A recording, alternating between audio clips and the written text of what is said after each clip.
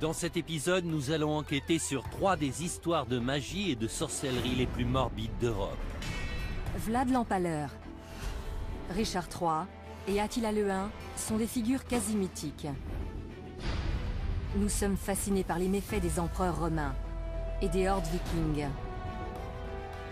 Mais c'est facile d'oublier que ces gens et leurs victimes ont réellement existé. Et que la réalité est souvent plus complexe que la légende sanglante. Je m'appelle Joe Crowley, je suis journaliste. Je m'appelle Susanna Lipscomb, je suis historienne. Ensemble, nous allons dévoiler la réalité cachée derrière des personnages et des événements restés tristement célèbres. En revisitant les scènes de crime, c'est bon, affaire classée. Et en explorant de nouvelles pistes, regardez, voilà les preuves. Pour tirer des conclusions parfois étonnantes. Vous pensez connaître ces chapitres de l'histoire? Rien n'est moins sûr. Dans cet épisode, nous allons enquêter sur 3 des histoires de magie et de sorcellerie les plus morbides d'Europe. Quel rôle l'Inquisition espagnole a-t-elle joué dans les accusations de sorcellerie portées contre des milliers de gens? Tout ce que les victimes pouvaient faire, c'était prier et crier. Au cours du XVIIIe siècle, un groupe de voleurs masqués hollandais a-t-il vraiment agi sous la coupe du diable? Les seuls aveux que l'on a ont été obtenus sous la torture. Pourquoi une famille de fossoyeurs a-t-elle été tenue responsable de la propagation d'une maladie mortelle dans la petite ville de Frankenstein? Tout ça a été mis en scène de manière cruelle et macabre.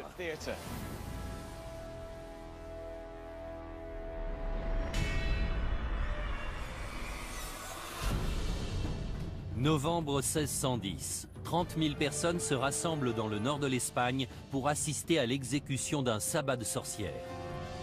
Maria de Arbourou, 70 ans, a été reconnue coupable d'être la reine des sorcières. Elle est accusée de diriger le sabbat du village de Zugarramurdi, d'avoir tué des nourrissons et de vénérer le diable. Des mois durant, Maria et le reste de son assemblée étaient aux mains de la redoutable Inquisition espagnole. Au terme de cet interrogatoire, 6 d'entre eux vont être condamnés au bûcher et brûlés vifs. Mais Maria et les autres étaient-ils réellement coupables ou étaient-ils victimes d'une conspiration de l'Inquisition?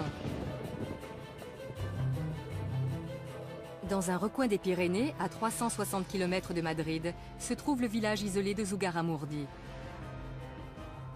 Au début du XVIIe siècle, ce village a été la cible d'une des organisations les plus redoutées, l'Inquisition espagnole.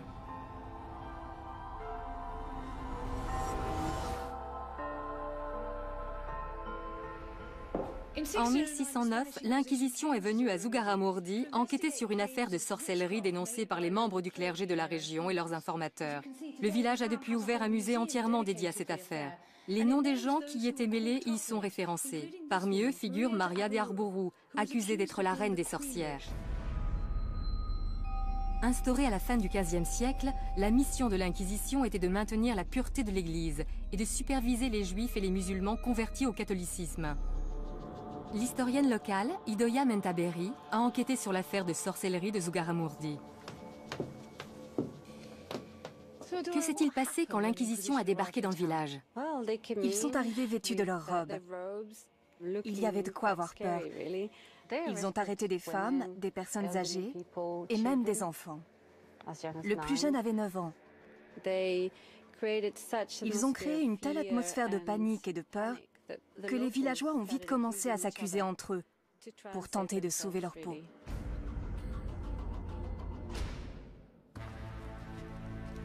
Maria de Arbourou s'est retrouvée au cœur de ces accusations. Les villageois la dénonçaient comme étant la reine des sorcières. Plus d'une vingtaine d'hommes et de femmes de Zugarramurdi ont été accusés de faire partie de son assemblée. Quels étaient les différents chefs d'accusation? D'avoir mangé des cadavres, de voler et d'enlever les enfants. Les sorcières devaient suivre un rituel d'initiation.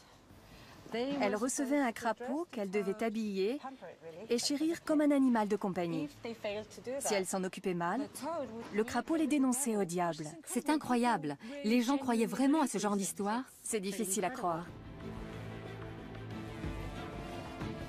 Ces histoires fantasques ont suffi à les faire livrer aux mains de l'Inquisition.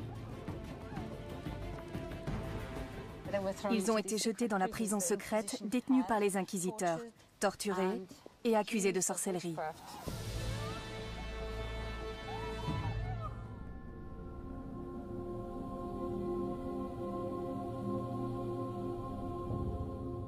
Hildoyam a décrit les terribles événements qui se sont tenus ici au XVIIe siècle. Mais j'aimerais comprendre comment ces habitants d'un coin reculé de la montagne ont pu croire en ces histoires au point d'exécuter d'autres villageois.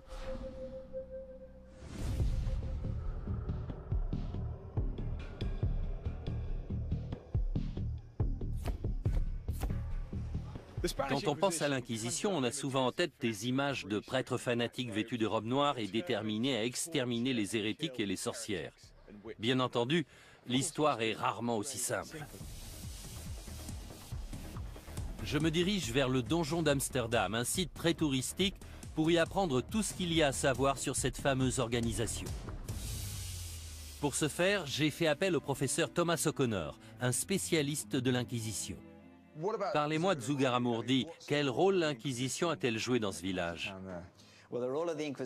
Alors que la situation était déjà délicate, les inquisiteurs sont arrivés et ont mis de l'huile sur le feu. Il y a toujours eu des histoires d'accusations de sorcellerie, mais quand l'Inquisition intervenait, tout avait tendance à s'amplifier. Le nombre de dénonciations se multipliait. Un vent de panique générale se mettait à souffler. Cependant, il est intéressant de savoir que les avis sur la question étaient partagés au sein des inquisiteurs. C'est vrai? 2 d'entre eux avaient une opinion bien tranchée sur la marche à suivre, mais le 3e émettait quelques réserves. L'inquisiteur en question se nommait Alonso de Salazar Frias. C'était un avocat particulièrement cultivé. Il voulait distinguer les faits réels de ce qui relevait de l'imagination de la personne accusée de sorcellerie. Au sein même de l'Inquisition, certains parlaient déjà de pacte avec le diable, d'hérésie et de damnation. Il tenait à prendre assez de recul pour ne pas se laisser embarquer dans l'hystérie collective. Cette frénésie touchait non seulement la commune de Zugarramurdi, mais aussi les inquisiteurs présents lors des événements. À Zugarramurdi, Salazar était l'inquisiteur le moins gradé, mais sa méthode de raisonnement a tout de même eu un impact important. Il avait vu que la commune était prise d'hystérie collective et que ça les poussait à inventer toutes sortes d'histoires. Exactement. Il a introduit les notions de scepticisme et de doute dans le processus de jugement. Il a fait évoluer les poursuites pour sorcellerie en Espagne. Grâce à Salazar, les inquisiteurs étaient encouragés à ne plus se reposer uniquement sur les dires des victimes, mais à trouver des preuves concrètes avant d'emprisonner leurs suspects.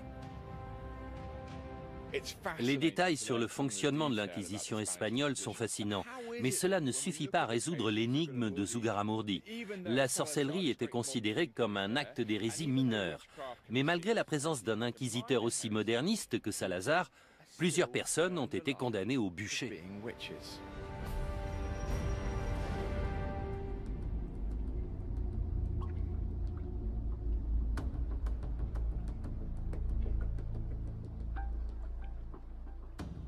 Joe a révélé l'impact tragique qu'a eu l'Inquisition espagnole sur le village de Zugarramurdi.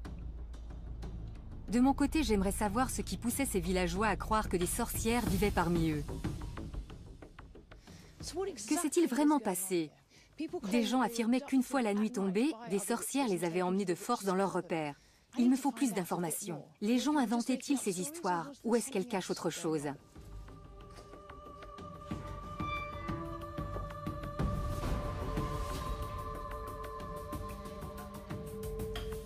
Je compte sur l'aide du professeur Peter Kinderman, psychologue clinicien, pour m'expliquer comment de telles accusations voient le jour et ce qui poussait les gens à y croire aussi facilement. D'après les témoignages, c'est dans ces caves que les sorcières se réunissaient. Cet endroit est assez fabuleux, n'est-ce pas?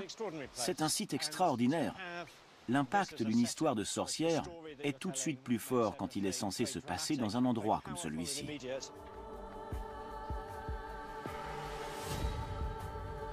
Une fois lancée, une rumeur est difficile à stopper. L'histoire nous dit que ces sorcières enlevaient des gens la nuit et les emmenaient dans ces caves où avait lieu leur assemblée. Mais on ne sait pas exactement ce qu'il se passait après. Pour commencer, il faut garder à l'esprit qu'à cette époque, les histoires de sorcières, de démons, de vie après la mort faisaient partie du quotidien des gens. Comme les téléphones, les avions et les armes nucléaires font partie du nôtre aujourd'hui. Les gens expliquaient ce qui leur arrivait à partir des connaissances qu'ils avaient du monde. La peur d'être torturés et brûlés vifs poussait les habitants de Zugarramurdi à émettre de folles accusations sur leurs voisins.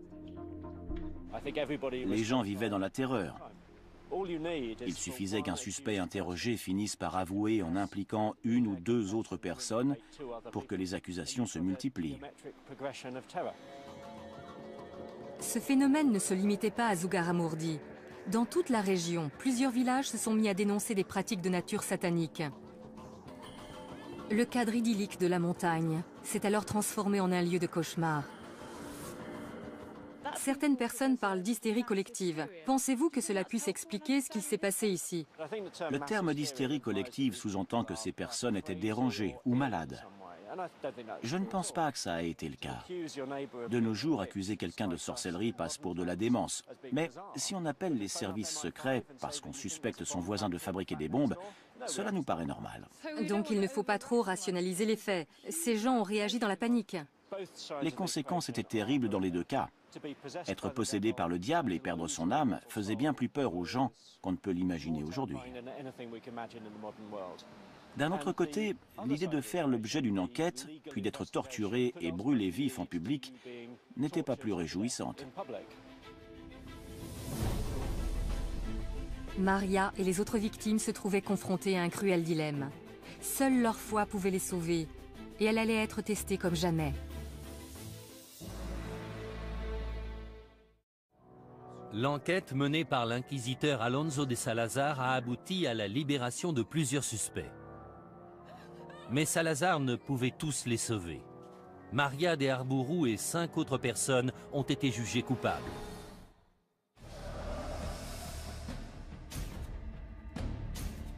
Maria et son soi-disant sabbat font partie des quelques milliers d'innocents à avoir été brûlés sur une période de 300 ans.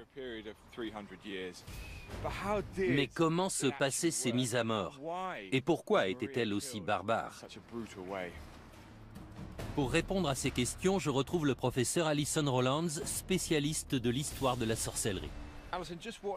Alison, quel sort attendaient Maria et les autres accusés? Est-ce qu'ils avaient encore la moindre chance de s'en sortir? Ils auraient pu avouer qu'ils pratiquaient la sorcellerie. Un aveu aurait annulé la peine, même s'il se faisait alors qu'on les amenait au bûcher. Mais il faut prendre en considération la mentalité de l'époque. Les concepts d'au-delà et d'âme immortelle étaient au cœur de leurs croyances. Ces 6 individus ont sûrement pensé que faire de faux aveux aurait été un péché impardonnable.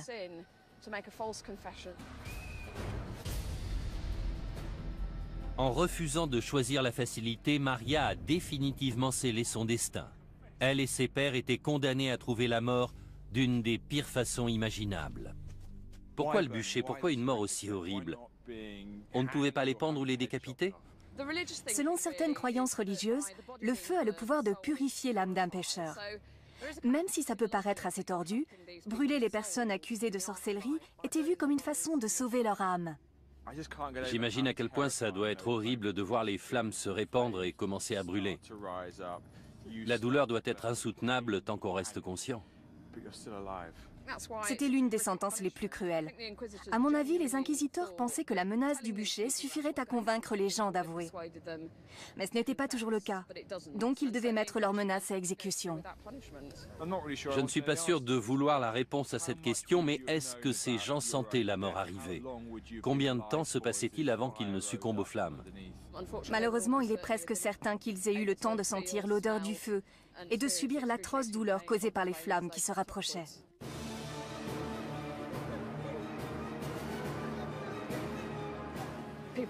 Ils étaient debout, attachés. Tout ce qu'ils pouvaient faire, c'était prier et crier.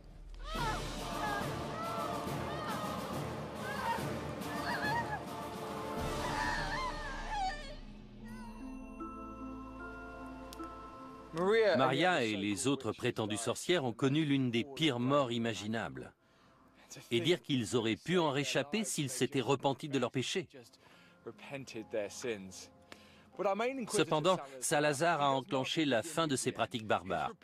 Son rapport à l'Inquisition a fait cesser les exécutions pour cause de sorcellerie en Espagne. Triste ironie du sort, les données qu'ils avaient récoltées à Zugarramurdi ont poussé l'Inquisition à gracier les sorcières du village seulement 4 ans après leur mort par le feu. «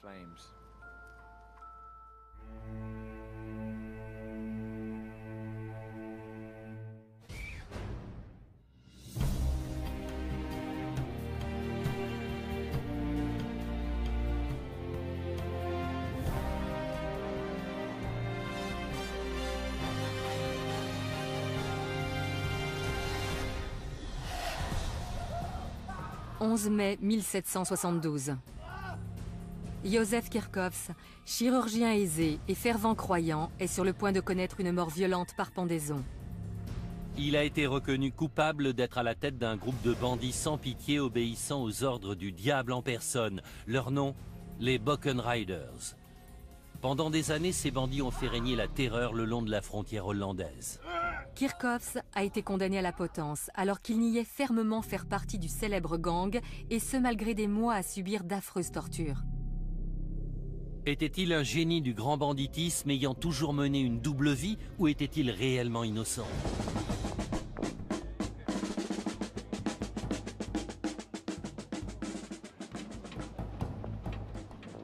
Les festivités qui ont lieu tout autour de moi sont organisées en l'honneur des héros du folklore hollandais, les Bockenriders. Bockenriders signifie les cavaliers du bouc. Les représentations de ces personnages sont nombreuses.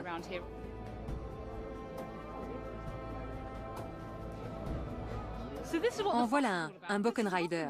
Il chevauche un bouc, une torche à la main et coiffé d'un chapeau de sorcière alors qu'il s'apprête à fuir sous un ciel rouge sang.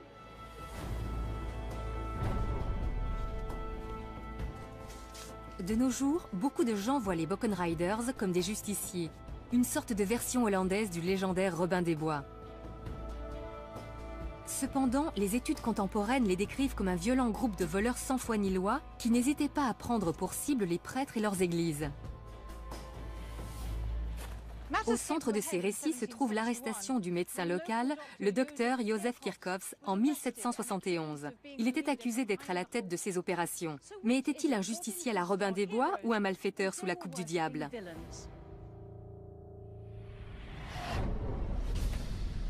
La ville de Herzogenrath est l'un des endroits clés de l'histoire des Bockenriders. Cette ville est maintenant allemande, mais se situe juste à côté de la frontière hollandaise.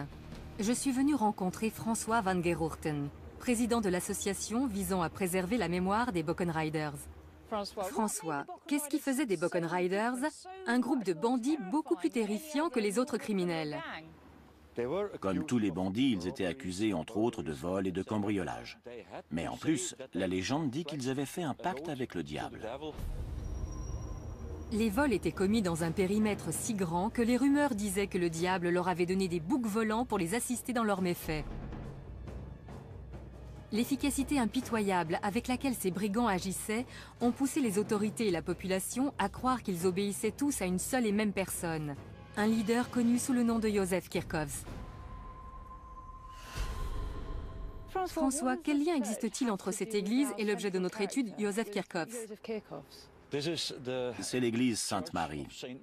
C'est ici qu'il a été arrêté dans la matinée du 17 août 1771. Ça doit être choquant de se faire arrêter en sortant de l'église devant tous les paroissiens. Il y a de quoi se sentir humilié. Clairement. Il habitait une centaine de mètres plus loin. En l'espace d'un instant, il est passé du statut de citoyen respecté à celui de criminel. Dites-moi plus sur Kirchhoffs. Que sait-on de lui?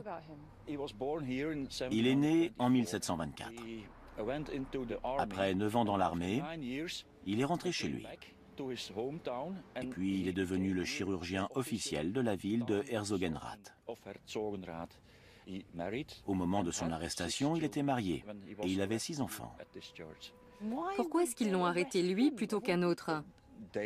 Les autorités pensaient que le diable venait sur terre pour séduire les gens pauvres d'esprit, qui ne savaient ni lire ni écrire, afin d'en faire des Bockenriders. mais leur chef devait forcément être quelqu'un de plus instruit. Ils ont pensé à Kirchhoffs. Ces accusateurs étaient persuadés qu'il menait une double vie. Aux yeux de ses concitoyens, il passait pour un bon chrétien, mais une fois la nuit tombée, il devenait le leader de ce groupe de criminels. C'est un peu comme Dr. Jekyll et Mr. Hyde. La formation militaire de Kirchhoffs pouvait certainement s'avérer utile au commandement d'un groupe de violents bandits. En plus de ça, plusieurs malfaiteurs présumés ont donné son nom sous la torture. Menait-il réellement une double vie? Était-il le chef tout-puissant de ce groupe de bandits? Je vais envoyer Joe consulter les archives officielles pendant que je me renseigne sur le fonctionnement des gangs.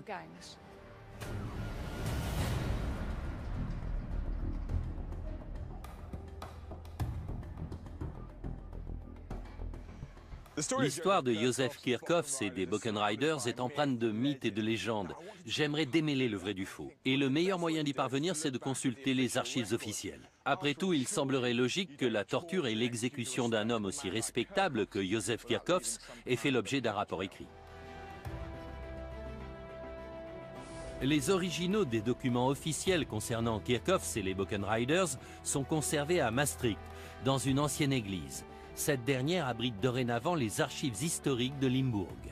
L'archiviste Truus van Roy-Rox a étudié ces documents cruciaux en détail. S'il y a une personne qui peut m'aider à percer le mystère de cette histoire et faire éclater la vérité au grand jour, c'est elle. Il y a beaucoup de légendes au sujet des Buchan Riders. Quelles conclusions peut-on tirer des documents de l'époque? Quels sont les faits?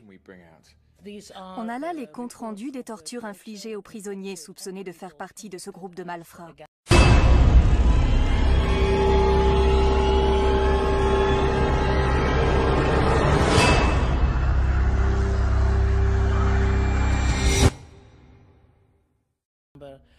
Ils étaient accusés d'entrer par effraction dans les maisons, les églises et les abbayes. Mais le mystère reste entier au sujet de la réelle culpabilité des prétendus Buchan Riders. Les seuls aveux que l'on a ont été obtenus sous la torture. C'est assez déroutant. On trouve ici des milliers de documents juridiques et pourtant aucun d'entre eux ne prouve sans équivoque que Kirchhoffs ait été à la tête de ce réseau criminel. Les seules preuves sont de vagues accusations faites sous la torture. Est-ce qu'il y a des documents qui nous parlent un peu de Joseph Kirchhoffs et de son histoire personnelle? On a une description de lui dans une lettre de recommandation. Elle a été écrite en 1752, quand il était encore sergent dans l'armée. Elle dit qu'il était non seulement un chirurgien très talentueux, mais aussi un homme respecté et très croyant. Les gens n'en revenaient pas quand il a été arrêté. Ça semble un peu tiré par les cheveux qu'un homme aussi sympathique et attaché aux valeurs du christianisme se retrouve à la tête d'une cruelle organisation de malfaiteurs. Oui, il n'y avait aucune preuve concrète de sa culpabilité. Il avait seulement été dénoncé par d'autres suspects passés sous la torture. Clairement, la façon dont ces aveux ont été extirpés pose problème. J'aimerais en savoir davantage sur la nature de ces tortures. Le château où elles ont eu lieu existe toujours. On peut aller voir si vous voulez. Je visualiserai mieux. Ça ne fait aucun doute.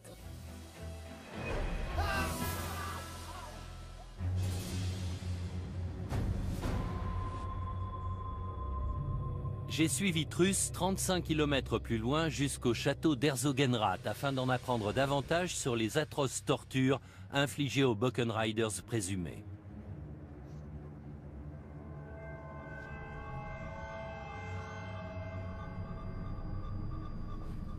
Regardez-moi tout ça. Comment ces effrayants outils étaient-ils utilisés? Il commençait avec les poussettes, d'abord sur un pouce, puis sur les deux. Vous parlez des pouces, mais il y a la place d'y mettre la main entière. Même avec une simple pression, on sent que ça peut infliger d'atroces souffrances. Et si ça ne suffisait pas à les faire parler, il passait au brodequin. Comment ça marche? Cette partie se met derrière le mollet. Celle-ci est sur le tibia. La poignée permet de resserrer la vis, ce qui réduit le tibia en miettes. Puis dans un troisième temps, ils attachaient les mains de la victime derrière son dos, et le suspendaient à l'estrapade. Par les mains? Oui, et les pieds ne touchaient pas le sol. Le poids du corps tout entier tirait sur les mains. Mais c'est possible, les bras doivent immédiatement se casser, non? Oui. Ils se cassent. Les organes éclatent et les épaules se disloquent. C'est le corps tout entier qui se retrouve réduit en bouillie. Certains rapports disent qu'au bout de seulement 5 minutes, les victimes criaient « Détachez-moi, je vais parler, je vais tout avouer, je n'en peux plus ».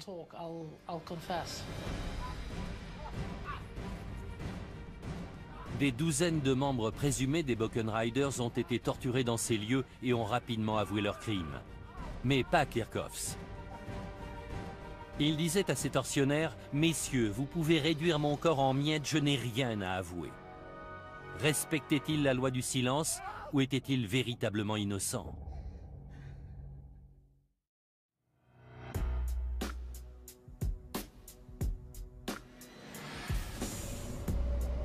Józef Kirchhoffs n'a jamais avoué malgré les horribles tortures qu'on lui a fait subir.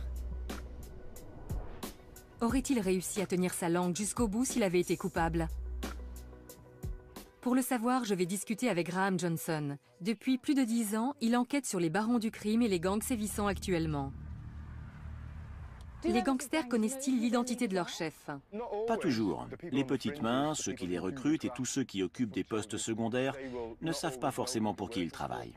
On s'intéresse actuellement à Józef Kirchhoffs, qui était un membre respectable de sa communauté. Est-ce qu'on trouve vraiment ce genre de profil au sein d'un gang? Il arrive souvent que les chefs de gang aient une position sociale élevée au sein de leur communauté. Peu de gens connaissent l'identité de celui qui dirige actuellement la pègre locale. Si vous le rencontriez, vous ne penseriez pas une seconde qu'il est impliqué dans un gang. C'est un homme respectable, poli, cultivé, et pourtant, il est à la tête d'une organisation criminelle qui compte des centaines de membres et génère des centaines de milliers d'euros par an. Ils sont impliqués dans des affaires de drogue, de fraude fiscale, de vente d'armes et même de meurtre. Donc même l'homme le plus respectable d'une communauté peut travailler pour une organisation criminelle. Tout à fait. Ce sont des gens qui ont le sens des affaires, savent diriger et sont des gens en position de pouvoir. Ils font des chefs de gang idéaux. Ce principe est valable aussi bien en Angleterre aujourd'hui qu'en Allemagne il y a 200 ans.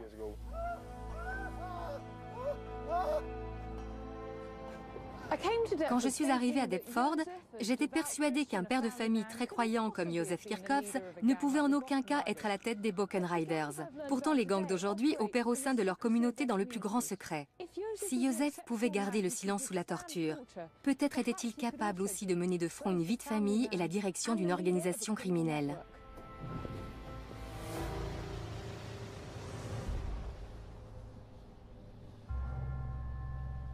Malgré l'absence de preuves tangibles à l'encontre de Kirchhoffs, les juges étaient convaincus de sa culpabilité.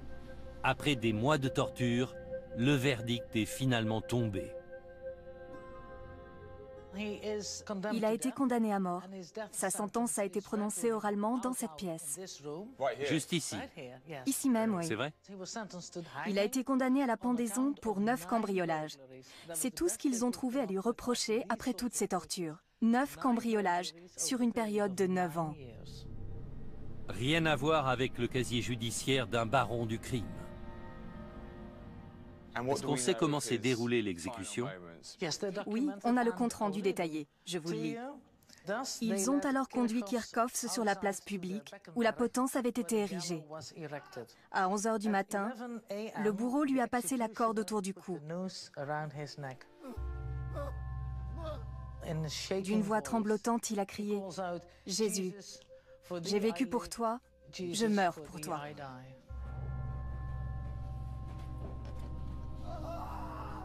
Vous pensez qu'il était impliqué dans cette affaire d'une manière ou d'une autre? Il est vraiment très peu probable qu'il ait pris part à leurs activités. Il n'y a pas la moindre preuve de son implication.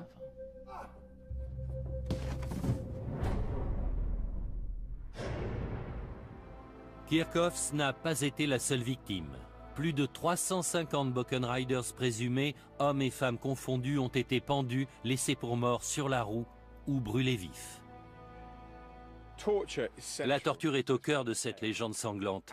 Le problème majeur face à cette pratique, c'est qu'on n'a aucun moyen de vérifier la véracité des aveux. Bon nombre de personnes victimes de telles souffrances finiraient par cracher le morceau, qu'ils soient réellement coupables ou pas. Le plus fascinant, c'est que Kirchhoffs n'a jamais avoué. Même si Suzy a des arguments valables pour le suspecter d'avoir été à la tête des Buchan Riders, je n'arrive pas à y croire.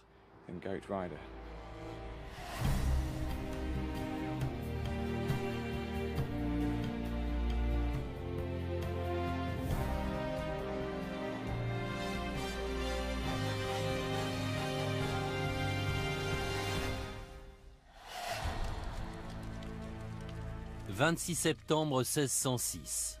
Depuis des décennies, Wenzel Forster et sa famille sont les fossoyeurs de leur commune. Mais ce jour-là, c'est à leur porte que la mort a frappé. Forster, sa femme et ses domestiques vont être torturés puis brûlés vifs pour avoir répandu une épidémie meurtrière ayant causé la mort de plusieurs centaines de personnes. Ils étaient aussi accusés de cannibalisme, de nécrophilie et d'être les serviteurs du diable. Forster et sa femme ont-ils vraiment commis ces crimes sataniques? Ou ont-ils été victimes des préjugés et de la panique ambiante?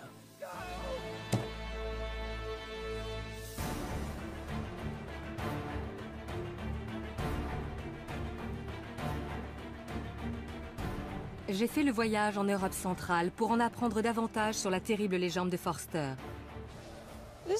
Voici la ville de Zabkowice-Sławski, située au sud de la Pologne. Depuis des siècles, elle est le nœud commercial de cette zone rurale.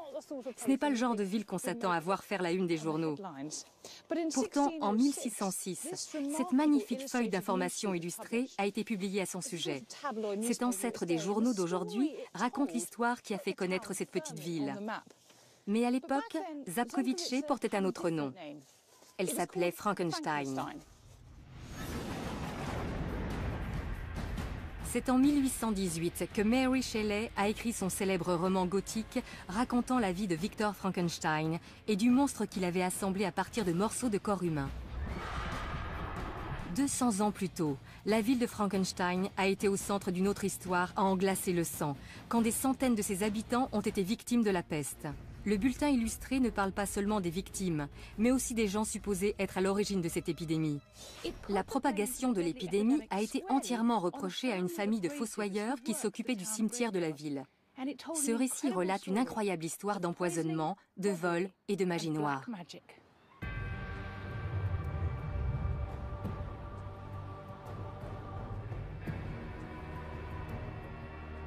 Au banc des accusés se trouvait Wenzel Forster, le fossoyeur en chef, mais aussi sa femme, ses domestiques et ses assistants. Je me suis rendue au cimetière où il travaillait pour rencontrer Karen Lambrecht, l'historienne qui a révélé au grand jour l'histoire de la peste de Frankenstein. J'ai avec moi un document témoignant des événements sordides ayant eu lieu à Frankenstein en 1606. Que décrivent exactement ces somptueuses illustrations ? Eh bien, on y voit les fossoyeurs en train de disperser le poison qui a causé l'épidémie. Forster a été accusé d'étaler une pâte faite à base de restes humains sur les poignées de porte du village afin de répandre la maladie. Mais ces allégations ne s'arrêtaient pas à celles d'empoisonnement. Que signifie cette image? Il n'était pas seulement accusé de tentative d'empoisonnement, mais aussi de meurtre rituel et de vol. Là, on voit un fossoyeur dévorant un enfant. C'est du cannibalisme. Ils maltraitaient les cadavres. Ils extrayaient les fœtus morts du ventre des femmes enceintes. Aucun détail n'est épargné. En tant que fossoyeur de la ville, Forster était chargé d'enterrer les victimes de la peste. Son accès immédiat aux cadavres a poussé les villageois à croire facilement à ses accusations. Ce que Karen vient de me dire est à la fois surprenant et choquant. On savait que des gens étaient accusés de sorcellerie dans toute l'Europe, mais ici on a accusé des fossoyeurs de répandre la peste. J'aimerais en apprendre plus sur l'idée que les gens se faisaient de la peste pour en avoir peur au point de persécuter ceux qu'ils pensaient responsables de sa propagation.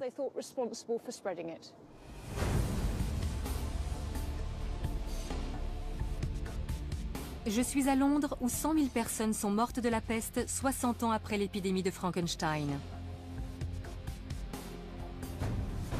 Je retrouve le professeur Robert Jout, un historien médical, à l'église Saint-Bride où reposent des centaines de victimes de la peste.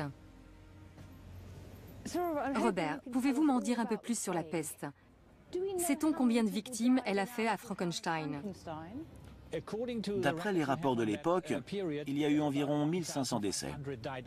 C'est un chiffre assez élevé. Un quart de la population a trouvé la mort en l'espace d'1 ou 2 semaines. La mort était fulgurante. Et elle frappait sans prévenir, n'est-ce pas? C'est ça. Dans certains cas, les gens se levaient le matin comme si de rien n'était, puis mouraient dans la journée. C'est une mort aussi terrible que soudaine. Les gens en étaient terrifiés. Dans ces conditions, les victimes ne pensaient pas s'être assez préparées au jugement dernier. Ça les effrayait plus que tout.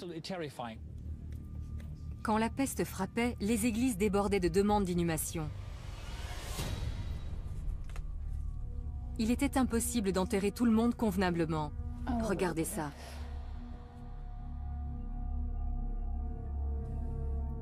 On se rend mieux compte du traumatisme subi. Absolument. La plus grande peur des gens était de ne pas être enterrés individuellement et de finir dans une fosse commune.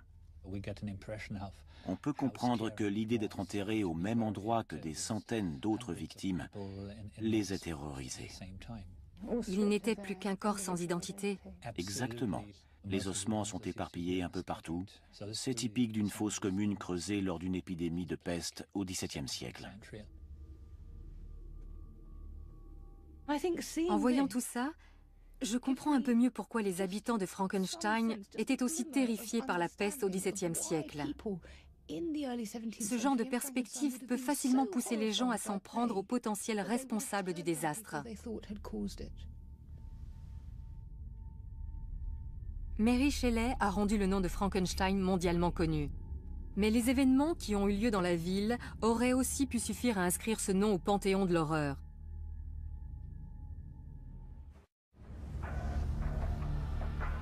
Suzy a découvert qu'un quart de la population de Frankenstein a succombé à la peste. Les fossoyeurs ont-ils réellement pu répandre l'épidémie à l'aide de potions empoisonnées? Y a-t-il un moyen de découvrir ce que contenaient ces potions? Bien entendu, les autorités de l'époque ne disposaient pas de laboratoires médico-légaux où les faire analyser. Personnellement, l'idée de potions pestiférées me semble un peu exagérée. On pourrait presque y voir un complot monté dans le but de s'en prendre aux fossoyeurs.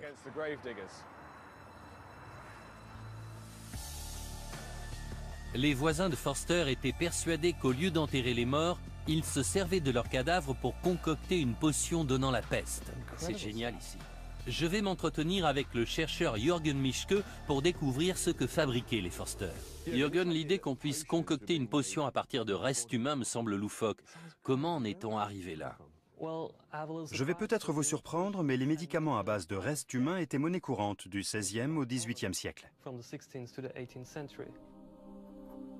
Au début du XVIIe siècle, les gens pensaient que les médicaments à base de cadavres en bonne santé étaient particulièrement efficaces.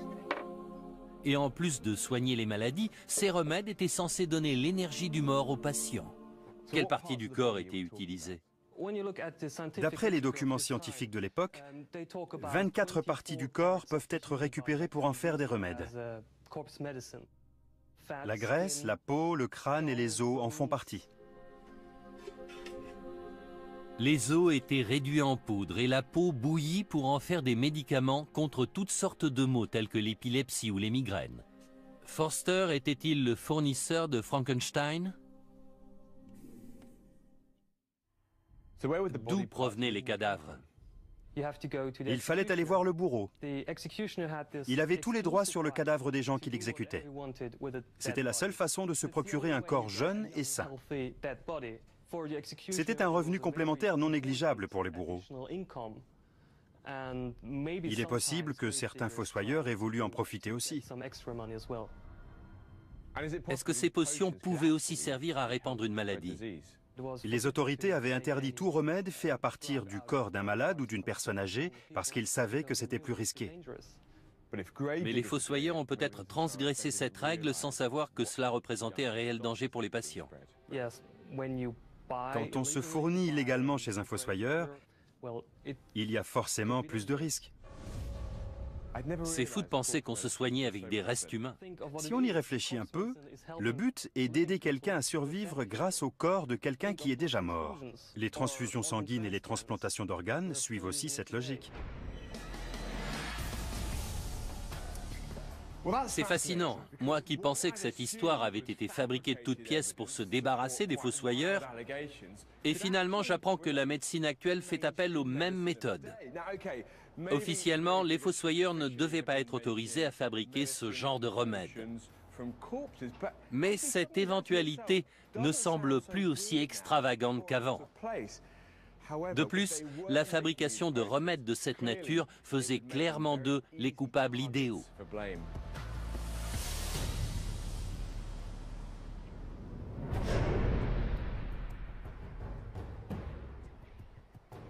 Joe a découvert que Wenzel Forster dirigeait peut-être un laboratoire clandestin de fabrication de médicaments à base de cadavres. Leur activité a pu être à l'origine de la propagation de la peste, même involontairement. Mais tout ça n'explique pas les autres sordides chefs d'accusation portés contre lui et son entourage. De retour en Pologne, je vais visiter avec Karen les cachots situés sous la mairie. C'est ici que les fossoyeurs sont censés avoir été retenus prisonniers. J'espère y découvrir pourquoi ils ont été accusés de vol, de cannibalisme et de nécrophilie. Ils étaient accusés d'être les serviteurs du diable. Il leur aurait ordonné de répandre le poison pour annihiler la population. Ils avaient surnommé les fossoyeurs les chiens de chasse du diable. Les fossoyeurs étaient souvent marginalisés par le reste de la population qui les associait à la mort. Cela faisait d'eux la cible facile d'accusations macabres. Ça paraît invraisemblable. Qu'est-ce qui poussait les gens à croire que les fossoyeurs étaient capables de telles horreurs? Comme ils vivaient dans un climat de terreur, les villageois étaient à cran. Les autorités locales se devaient d'agir. En plus de Forster et sa femme, 6 autres personnes ont été arrêtées et accusées de répandre la peste. Avec la communauté tout entière convaincue de leur culpabilité, ils n'avaient aucune chance de s'en sortir. Frankenstein voulait leur mort. Les autorités tenaient à obtenir des aveux de la part des fossoyeurs ainsi que les noms d'autres membres de leur famille impliqués. Les tortures qui leur ont été infligées pendant l'interrogatoire ont fini par les faire craquer. Le trajet vers l'endroit de leur exécution a débuté ici, dans les cachots de la mairie où Forster et les autres avaient été emprisonnés et torturés. Ensuite, ils ont été transportés à travers toute la ville, installés en évidence sur une charrette pour que la population assiste à leur sentence et sache ce qui arrive aux gens coupables de tels crimes. Après tout, le but de cette mise en scène cruelle et macabre était d'être vu par le plus grand nombre possible d'habitants. Tout Frankenstein tenait au bon déroulement de cette exécution. Ils étaient persuadés que la mort de Forster et de son entourage mettrait un terme aux ravages de la peste. Voici les anciennes frontières de la ville. Les douves se trouvaient ici. Au moment où Forster et les autres les traversaient, ils étaient déjà couverts de blessures. En plus des châtiments corporels, ils subissaient une véritable humiliation publique. Forster avait non seulement empoisonné ses voisins, mais aussi trahi son serment de servir la communauté. Déjà accablés par leurs blessures, les Forster ont fini par arriver ici, en dehors des limites de la ville, sur la colline des Potences. À ce moment-là, ils devaient espérer que leur heure est enfin sonnée. Ce n'était pas le cas. On a d'abord coupé les mains droites de Forster et de son assistant.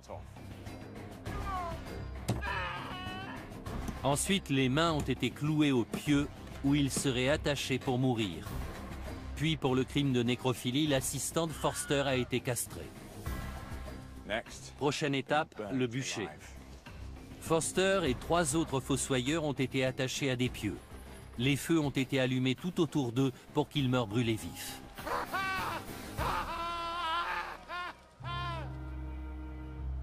Pendant les 11 années qui ont suivi, d'autres familles de fossoyeurs ont été arrêtées, jugées et exécutées. Parmi eux, un garçon de seulement 14 ans a été décapité. La terreur se trouve au cœur de cette affaire. Face à la peur, les hommes sont capables d'actes terribles. Les fossoyeurs sont devenus leur bouc émissaire. Ils avaient peut-être bel et bien utilisé des cadavres pour faire des potions. Ils ont peut-être même involontairement propagé l'épidémie. Mais ce genre de remède était courant à l'époque. Beaucoup de gens les utilisaient dans l'espoir de guérir. Les habitants de Frankenstein ont fait preuve d'une hypocrisie presque barbare en se retournant contre les fossoyeurs. Leur sentence a été irrévocable.